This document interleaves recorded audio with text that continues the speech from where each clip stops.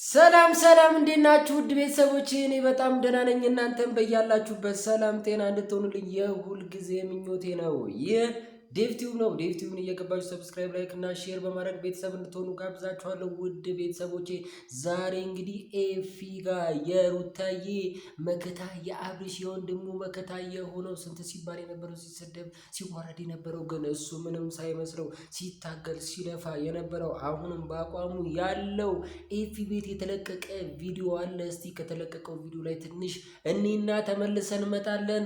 አብራችሁን ቆዩ። አብርሽ ደህና ስለሆነ ከእናንተ ጋራ በጩኸትም ሆነ ምንም የሚያስወራኝ ነገር አይኖርም ማለት ነው። ያኔ በጩኸት ሳወራ የነበረው የትኛውም ሴት ወይም የትኛውም እህት ልትሆን የምትችለው ነገር የሆንኩት ይሄ ያለና ቪዲዮ ላይ ያለ ሚዲያ ላይ የታየ ነገር ነው። ድብቅ የሆነ ምንም ነገር የለውም። ዛሬ ላይ ግን እናንተ መጠየቅ የምፈልገው ትናንትና ለአብርሽ የመለሳችሁለት መልስ ደስ አይልም።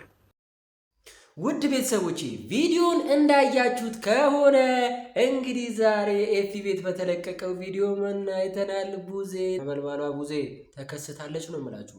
ምንም በቃ ባለፈው ስትናገር ነበረ። ከዚህ በኋላ እኔ ወንድሜ ድኖልኛል፣ ስለዳነልኝ ምን አልፈልግም። ከዚህ በኋላ በማንም በህይወቱ ላይ ጣልቃ አልገባም፣ ምንም ነገር አልፈጥርም። ከዚህ በኋላ ራሱ ባሰበውና ራሱ በወሰነው መንገድ ራሱ ነገሮችን መፍታት ይችላል ብላ ነበር። እሺ አይደል? ተቀበልን። አሜን ይሁን ብለን ተቀበልና ዛሬ ደግሞ ምን ብላ መጣች? ደግሞ አሁን ባለፈው ቪዲዮ ላይ የነበረ ወንድሜ ስታወሩት የነበረው ነገር ትክክል ስላልሆነ ዛሬ ልጠይቃችሁ የምፈልገው ጥያቄ አለ። ስለዚህ ስጠይቃችሁ ደግሞ በተረጋጋ መንፈስ ያው በሰላማዊ መንገድ ያለ ጭቅጭቅ ያለ ንትርክ ነገሮችን እንፈጽማለን አለች። እሺ አይደል? ከዛስ ምን ተፈጠረ? እሳቱ ነደደ ነው የምላችሁ። በቃ ቤቱን አንቦገቦገችው። በቃ ቃላት የላትም ለምትናገራቸው ነገሮች። በቃ ቡዜ የምናቅበት በቃ ቡዜ እንዲህ ነች። የቡዜ አቋም፣ የቡዜ ንግግር፣ የቡዜ ሂደት፣ የቡዜ ሁሉ ነገር እንዲህ ነው ብለን እንደምንናገረው አንቺው እንዳሰብሽው ማሰብ ትችያለሽ። አንቺ እንደፈለግሽ ማሰብ ትችያለሽ። አንቺ እንደፈለግሽ ማድረግ ትችያለሽ። በቃ የምትናገራቸው ነገሮች ከዚህ የወጡ አይደለም። እሺ ቡዜ ጥያቄዎችሽን አዳምጡሽ። የምር በተረጋጋ መንፈስ ሲያዳምጡሽ ነበር። ከጸቤ ከዱላ በቀር እኮ ምንም የቀረሽ ነገር የለም። በቃ ሁሉንም ነገር እያከናወንሽ ነበረ። ልጆቹ ተረጋግተው ስላልናገሩሽ እና ከባለፈው መልሳቸው የተለየ ነገር ስላልመለሱልሽ በቃ በትክክል ያሉትን ነገር ደጋግሞ ስለነገሩሽ አንቺም እልህ ያዘሽ። በቃ ምንድን ነው የምትፈልጉት እናንተ? አሁንም እነሱ ይኸውላችሁ ተረጋግተው ስለሆነ ነገሮችን እያደረጉ ያሉት የነሱ መረጋጋት አስጨንቋችሁ ነው። ለዚህ ነው እኮ ሁላችሁም እየመጣችሁ ነገር የምትተኩሱት። አሁንም ነገር የምትፈልጓቸው ደጋግማችሁ እየመጣችሁ ማለት ነው። ምክንያቱም እነሱ በእናንተ መንገድ ሳይሆን በእናንተ መንገድ እናንተ በምታስቡት በዙሪያችሁ ባሉ አጨብጫቢዎች በዙሪያችሁ ባሉ ተላላኪዎች ሳይሆን እነሱ በራሳቸው ጭንቅላት አስበውና ተዘጋጅተው ተረጋግተው ነገሮችን ለመፈጸም ሲያስቡ እናንተ የመጣችሁ ነገር እያበላሻችሁ ነው። ስለዚህ ለምንድን ነው ይሄ ሁላ ነገር የምታረጉት? የምጽአት ቀን ደረሰች እንዴ ቤተሰቦች? እኔ ግን የምጽአት ቀን የደረሰች ነው የሚመስለኝ። ምክንያቱም የሄርሜላ ግብረ አበሮች እነ ቡዜ እነ ዴቭ በጠቅላላ ይሄ አንድሮ ምናምን የሚባሉት በጠቅላላ ተሰብስበው አሁን ጭንቀታቸው ምን ሆኗል? ነገር መጫር ሆኗል። ምክንያቱም እውነቷ ልትወጣ ነው። እውነቷ ቦግ ልትል ነው። ስለዚህ እውነቷ የሚረጋገጥበት ጊዜ ስለደረሰ ሁሉም ተጨንቋል። ሁሉም የሚያደርገውን ጠፍቶበታል። ያም በዛ ይሳደባል፣ እዚህም በዛ ይሳደባል። እዚህ ደግሞ ቡዜ የመጣች ነገር ትፈልጋችኋለች። በቃ ልጆቹ ግን በተረጋጋ መንፈስ ነገሮቻቸውን እየፈጸሙ ነው ያሉት። ስለዚህ አሁንም ቀጥሉበት ነው የምላችሁ። ምክንያቱም አሁንም እያደረጉት ያለው ነገር ከእውነታ የራቀና የራሳቸውን መንገድ ብቻ ስለሆነ እየሄዱ ያሉት። ስለዚህ እነዚህ ነገሮች ማስተካከል አለባቸው። ቡዜ አሁንም በቃሎችሽ አንድ ነገር ብቻ አታውሪ። ምክንያቱም እየወዳወልሽ ነው። አሁንም ፍላጎትሽ እኮ በትክክል እኮ ይናገራል እንዴ። ስለ እሷ አታንሱ፣ ስለ እሷ አትናገሩ፣ ስለ እሷ አታውሩ። እሷን መቃወም አትችሉም፣ እሷን መናገር አትችሉም። በታመመበት ሰዓት ላይ ከጎኑ ሆና ስታክመው ነበር፣ ስደግፈው ነበር ምናምን ታያለሽ። ክብርት ሴት ያለሽ አይሽ። አሁንም በቃሎችሽ በተግባር ያው በአካል ዛሬ አብረሽ ስለሌለች በቃሎችሽም እሷ አለች። በቃ እሷ በምትናገሪያቸው ነገሮች በጠቅላላ እሷ አለች። ምክንያቱም ቤቷ የምትሄጂው አንቺ ነሽ። የትም ስትሄድ አብራሽ ይዘሻት ነው የምትሄጂው። የትም ስትሄጂ እንቀሳቀስሽ ከእሷ ጋር ነው። ስለዚህ ያ ነገር ደግሞ በጣም ተጽዕኖ ስላደረገብሽ ያደረግሽው ነገር ሼም ስላስያዘሽ ይመስለኛል አሁንም መተሽ ስለ እሷ እየተከራከርሽ ነው ያለሽው። የምር እውነታ ካለሽ አንቺ ወንድምሽ የታመመበትን ነገር ካላወቅሽ፣ ወንድምሽ በምን እንደታመመ ካላወቅሽ ለምን ሩታና ኤፊ ብቻ ተጠያቂ ይሆናሉ? ባለቤቱ እኮ የሕክምና የታመመው እኮ ህመም የነበረበት ታሟል ያልነው አብርሽ እኮ ሲጠይቅ በዙሪያ ያላችሁት በጠቅላላ ተጠያቂዎች ናችሁ ብሏል። ስለዚህ እሱ ለምን አይጠይቅም? በቃ ወንድሜ ብልህ ነው፣ ነገሮችን በራሱ መፈጸም ይችላል። እናንተ ጋር መጥቶ እንዲህ ማለት ይችል ነበረ። አሃ ምክንያቱም እንዲህ ካለ እኮ ማለት ነው አንቺ ብለሽው ነው ማለት ነው። ምን ስትይ ነበረ? እናንተ እንዳላችሁት፣ እናንተ እንደምትፈልጉት፣ እናንተ ተናገር ያላችሁትን፣ እናንተ አርግ ያላችሁትን ነበር ሲያደርግ የሚለውን ካልሽ በኋላ አሁን ደግሞ ዞረሽ መተሽ ምን እያልሽ ነው? እሱ መጥቶ ማለት የሚፈልገውን ነገር እኮ እናንተ ላይ መፍረድ ይችል ነበረ፣ ግን ብልህ ስለሆነ ነገሮችን እያጣራ ነው አልሽ። ስለዚህ ነገሮችን የሚያጣራ ከሆነ እሱ ብልህ ከሆነ ያንቺ እዚህ ጋር መጥቶ እነ ኤፊና ሩታዬ ላይ ያለውን ጥርጣሬ የበለጠ ከፍ እንዲያደርግና እነሱ ላይ ተጽዕኖ እንዲያደርግ ለማድረግ ለምንድን ነው የምትጥሪው? ለሱ ለምን አትይለትም? እሱ ለምን ነገሩን አይፈታም? በቃ ብል ነው አደለ? ድኗል አደለ? ነገሮችን በራሴ በኩል አከናውናለሁ ብሏል አደለ? በቃ ጣልቃ አልገባም ከዚህ በኋላ ብለሻላ። ለምንድን ነው ጣልቃ እየገባሽ ነገሮችን የምትረብሽ? ከህይወታቸው ለምንድን ነው የማትወጭላቸው? አንቺ የራስሽ ኑሮ የለሽም? ልጆች አሉሽ አደለ? እነሱ ጋር አታሳድጊም? ስለ እነሱ አታስቢም? ስለ እነሱ አትጨነቂም? በቃ እነዚህ ሰዎች የራሳቸው መንገድ እየሄዱ ነው። ስለዚህ ማለት ያለባቸውን በትክክል ውስጣቸው ያለውን ነገር ነው የተናገሩት። አንቺ ውስጣቸው ያለውን እነሱ ጋር የሌለውን አንቺ የምትፈልጊውን እንዲሉ ለምንድን ነው የምትገፋፊያቸው? እንዴ እውነታ ከሆነ በቃ እነሱ እውነታ አለን ምንም ያደረግነው ነገር የለም ብለው በእርግጠኝነት ባለፈው የተናገሩትንም ዛሬ እየተናገሩ ነው ያሉት። ስለዚህ አንቺ የምትፈልጊውን ቃል ለምን እንዲናገሩልሽ ታስገድጃለሽ? ለምን በቃ ወደ እነሱ ሁሉም ነገር እንዲደመደም ትፈልጊያለሽ? ለምንድን ነው አንቺ እሱ እንዲያጠራ እሱ ነገሮችን እንዲፈታ እማትተይለት? በቃ አሁን ከዚህ በኋላ እኔ ድኛለሁ፣ ራሴን ነገር ራሴ እፈታለሁ ብሏል አይደለ? ካላስ በቃ ላሽ በያ። ለምንድን ነው የምትረብሻቸው? ለምንድን ነው የምትበጠብጫቸው? የራሳቸው ኑሮ እንዳይኖሩ ለምንድን ነው የምትፈልጊው? እቤት ድረስ መተሽ አክብረውሽ ጠርተሻቸው ግን እኮ ስትሰድቢያቸውን የነበረው ስትደበደቢያቸውን የነበረው አንተ ወንድም ላይ እንደዚህ ትሆናለህ ብዬ አላስብም ነበረ። አሁንም ኤፊ ምንድን ነው ያለው? በድርጊቶቹ ሁሉ እኛ ጋር ሲመጣ በትክክል የታመመም አይደለም በትክክል ነገሮችን ሲያደርግ ነበረ። ግን የሆነ ቦታ ሲሄድ ግን የሆነ ቦታ ሄዶ ነበረ። ያ ቦታ ምን እንደተፈጸመበት አላቅም። ያ ነገር ነው እንደዚህ ሲያደርግ የነበረው ነው እንጂ እኛ ጋር ሲመጣ በትክክል እነሱ ጋር ሲሄድ የነበረው ነገር በትክክል ሲናገር ነበር። ሌላው ደግሞ ምን አለ መሰለሽ ጊዜ ላረጋግጥልሽ የምፈልገው ነገር ምን እንደሆነ ታውቂያለሽ? ነገሮችን የምታይባቸው መንገዶች፣ የምትጭልባቸው መንገዶች የሆነች ከንግግሮች አንድ ቃል ተመርጭኛ በዛ ንግግር ቃል ተነስተሽ ሌላ ዙሪያ ጥምጥም የምትሄጂባቸውን ነገሮች ለምን አትተያቸው? አሁንም ይኸውልሽ ምን እያልሽ ነው ያለሽው? ሩታና ኤፊ አሁንም የአብርሽ እንደዚህ መሆን እነሱ ናቸው ተጠያቂ ያለሽ ብለሽ ነበረ። አሁንም ባለፈው ደግሞ እሱ ፊት ምን አላልኩም፣ አሁንም ደግሞ ብለሻል። ለምን እንወሻሻለን? ለምን መለስ ብለሽ ቪዲዮዎችሽን አታይም?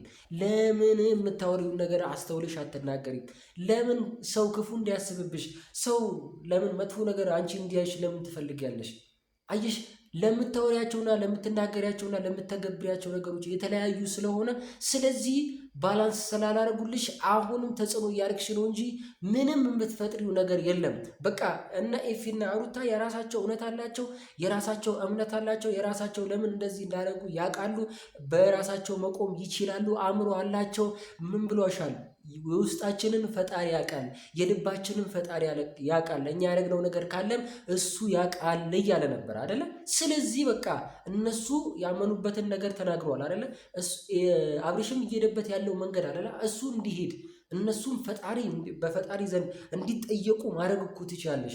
አንቺ በጉልበትሽ ግን ያን ቃል ተናግረውልሽ በአንቺ ቃል በአንቺ ንግግር የአንቺ ፍላጎት እንዲያከናውኑልሽ ነው የምትፈልጊው። በጣም ተረጋግተው ሀምብሎ ነው ነበረ ሲያነጋግሩሽ የነበረት በጣም ማለት ነው። ምክንያቱም አንቺ የምትናገሪያቸው ቃላቶች አሁንም ከሄርሜላ ጎን እንዳለሽና አብርሽ ሄርሜላ ሆኖ እንዲቀር ብቻ ነው የምትፈልግ። ሌላ ምንም ትርፍ የለሽም። ልንገርሽ በጣም የሚያጨበጭቡ ከጀርባ ያሉ ብዙ ሰዎች አሉ፣ የሚሳደቡ። ለምሳሌ ቅድም የተናገረው ነገር አለ። ምንድነው የተናገረው? ኤፊ ማን ቤት ነው? ኤፊ ሄርሜላ ቤት ሄዶ ጾታዊ ትንኮሳ ሲያደርግ አድርጎባታል ብሎ ተናገረ። አያቸው አይደለ? ግን እነሱ ምን ሲያደርጉ ነበር? የሰው ቤት ገብተው ሰብረው ልብስ ምናምን አውጡ ምናምን ሲሉ አውጡት ምናምን ሲሉ ነበር። በተጨማሪም ደግሞ አብርሽን እንግዲህ መንገድ ላይ አግኝተው አፍነው ወስደውት ነበረ። እሺ የትኛው ጾታዊ ትንኮሳ ነው ኤፊ ያደረገባት? አያችሁ አይደለ? የምትናገሩት ነገር እውነታውን ስታጡ እስከዛሬ ስታወሩት የነበረው ነገር የተጭበረበረ ነገር ስለሆነ የምጽአት ቀናችሁ ስለደረሰች የምትናገሩት የምትገቡበትና የምትወጡበት ስላጣችሁ የተለያየ ነገር እያመጣችሁ እራሳችሁንም እየረበሻችሁ ለምንም አብርሽ ላይ በራሱ እንዲወስን እንዳያረግ እያረጋችሁት ነው ያላችሁት። አሁንም ይወላችሁ እንዲህ ስትሆኑ እንዲህ ስትረበሹ እንዲህ ስትርበተበቱ ምን እያደረጋችሁ እንደሆነ ታውቃላችሁ? ለአብርሽ የበለጠ መንገድ እየከፈታችሁለት ነው።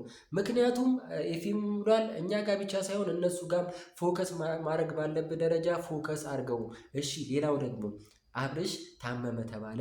ከዛ ስንት ቀን ቆየ? 1 ሳምንት ምናምን 15 ቀን ቆየና ዳነ ተባለ።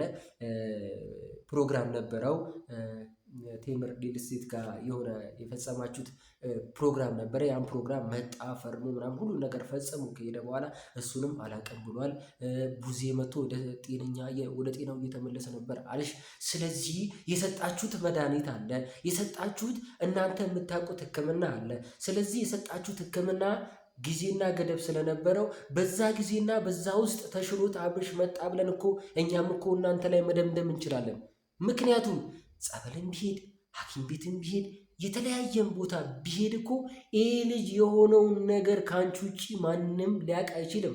ምክንያቱም አብረሹ ስትጓዥ የነበርሽው አብረሹ ስትሄጂ የነበርሽው ነገሮችን ስታከናውኝ የነበርሽው በዙሪያ ያሉትን ሰዎች አርቀሽ ብቻሽን እነዚህን ነገሮች ለማድረግ ስትጥሪ እኮ ማንም አጠገብሽ አልነበረማ። ስለዚህ ነገሮቹን በጠቅላላ አንቺ ታውቂያለሽ። እውነታው አንቺ ጋር ነው ያለው። መናገር የምትችይው አንቺ ነሽ። ሚስጥሩን ማውጣት የምትችይው አንቺ ነሽ።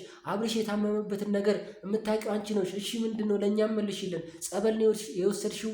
ሐኪም ቤት ነው የወሰድሽው? ሳይካትሪስት ጋር ነው የወሰድሽው? ምን ቦታ ነው እሺ የወሰድሽው? እና በዚህ ፍጥነትና በዚህ ጊዜ ይሄ የመጣበትንም እና እኮ እኛም ጥርጣሬ ውስጥ እኮ ሊያስገባን የሚችል ነገር ነው እያደረግሽ ያለሽው።